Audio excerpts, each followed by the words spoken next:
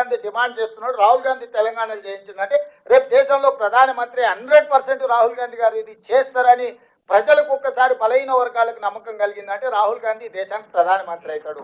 రాహుల్ గాంధీ ప్రధానమంత్రి అయితే మొట్టమొదట నష్టపోయేది నరేంద్ర మోడీ.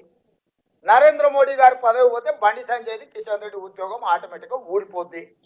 వాళ్ళ ఉద్యోగాల రక్షణ కోసం మన ప్రభుత్వం చేసిన ప్రక్రియను మొత్తాన్ని తప్పుబట్టి దీంట్లో కొంతమంది కొన్ని సంఘాలను, కొంతమంది వ్యక్తులను, వాళ్ళకు ఉన్న పరిమితమైన జ్ఞానమో సమాచారం లేకపోవడం వల్లనో వాళ్ళు ఏదేదో మాట్లాడుతున్నారు.